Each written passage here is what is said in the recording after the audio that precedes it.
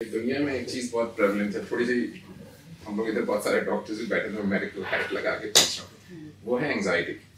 तो I think हम इसको अंडर एस्टिमेट करते हैं कि क्लिनिकली जितने लोग इस कॉन्फ्लिक्ट्स में बाहर आइडेंटिटी के अंदर कॉन्फ्लिक्टिंग मैसेज मिल रहा है पेरेंट्स से दुनिया में, ठीक है, तो उस ग्रोथ फेज में जहाँ शऊर आना चाहिए था, there is a lot of anxiety, you know, जिसकी कई कुछ नज़र आती है, कुछ पैल्पेबल है, कुछ नहीं।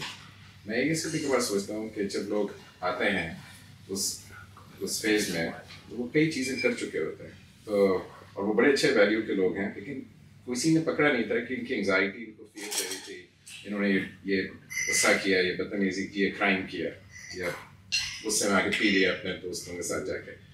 उसमें अल्लाह ताला मैं सोचता हूँ कि ये तो जो सब कह रहे हैं कि देखो इसने हमें शर्म से डुबो दिया और यही वो और गुनाह किया, इसमें कॉन्टेक्स्ट लिया जाएगा एंग्जाइटी का, क्योंकि एंग्जाइटी से फ्रस्ट्रेशन आती है, फियर आता है, गुस्सा आता है, इट लीड्स टू एवरीथिंग, वो बिल्डअप ही होती है।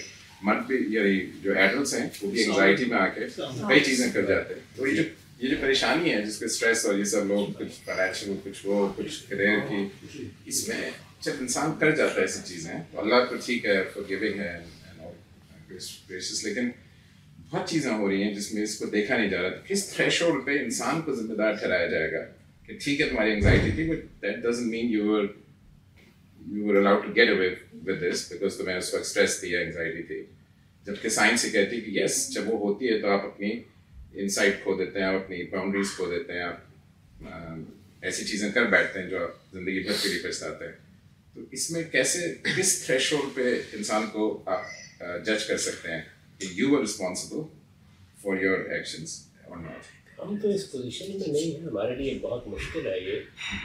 चनाचे ये देखते हैं आपके, अगर मसलन कोई दुनियावी जुर्म कर दिया किसी ने, तो उसमें भी ज़्यादा से ज़्यादा आप क्या करेंगे, अच्छे माहिरीन नफ्सियात से राय ले लें। वो भी आज तक मुतय्यन करके नहीं बता सकते। एक तो है ना कि आदमी पे पागलपन सवार हो गया या उसमें होश व हवास खो गई, वरना क्या करेंगे। वो ये सारी बात बताएंगे तो ज़्यादा से ज़्यादा ये होगा कि आपकी अदालतें उसकी सज़ा में कमी कर देंगी, ज़्यादा से ज़्यादा ये होगा। अगर ये मालूम हो जाएगा कि नहीं ये तो बिल्कुल ही ज़हनी तवाज़ुन खो बैठा है, या इसके अंदर सलाहियत ही ख़त्म हो गई थी, या उस वक्त इतना ज़्यादा डिप्रेशन था कि उसमें फ़ैसला करने की पोजीशन में नहीं था, इत्मीनान हो जाता है, माफ़ भी कर देती है। लेकिन ये ज़ाहिरी फ़ैसले होते हैं। अल्लाह ताला ने ये पूरा इत्मीनान दिला को हर लिहाज से, उसकी मुसीबतों, उसकी ज़हनी कैफियतों, उसके हालात, उसकी उम्र के तकाज़ों से रिहाई है। वहाँ तो अल्लाह ताला के यहाँ बहुत गुंजाइश पैदा हो जाती है, इसलिए कि वो दिल के हालात को जानता है।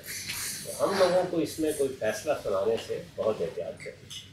पता नहीं इंसान के साथ क्या गुजर रही है, वो किन मराहल से गुजर रहा है। माहिरीन नफ्सियात की भी मदद लेना हमारी सोसाइटी में कोई बुरी सी चीज़ समझी जाती है। अभी तक हम इसको एक नॉर्मल डॉक्टर से या मुआलिज से रुजू नहीं करा दे सके।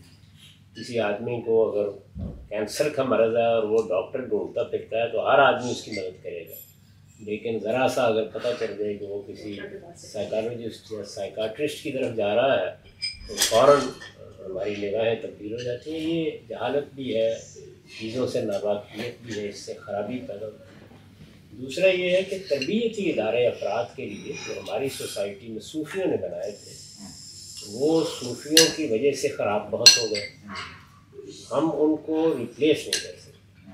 तो इसलिए मैं तो पिछले 40 साल से लोगों को तवज्जो दिलाता रहा हूँ कि उन इदारों को नए तरीके से जिंदा करना, क्योंकि वो इस उम्र में, इस तरह की सूरत हाल में, इस तरह के स्ट्रेसेस में बहुत बड़ी ज़रूरत है सोसाइटी, और वो जगह जगह कायम होने चाहिए। हिंदुओं के यहाँ, बुद्धों के यहाँ इस तरह के आश्रम आप देखिए कायम है, और वो बड़ी हद तक मददगार साबित होते हैं। सब चीज़ें वो हैं जिनकी तरफ सोसाइटी को वैसियत मजमूई तवज्जो करनी चाहिए। जो सबसे बड़ा अलमिया हुआ है वो ये है कि हमारे वालिदैन इन मुल्कों में आकर भी और अपने मुल्क में भी अकेले से हो गए। सोसाइटी वो नहीं रही, वो बरादरियाँ, वो ताल्लुकात, वो जो गांव में हमारा माहौल होता था उससे हम निकल गए। अब तो शहरों में भी आप अकेले اس میں اس طرح کے انسٹیٹیوشنز ڈیولپ کرنا بڑی ضروری ہے. جیسے آپ ہمارے معاشرے میں لوگوں کو توجہ دلائیں کہ اولڈ ہاؤس بھی ایک انسٹیٹیوشن ہے, یہ ہونا چاہیے.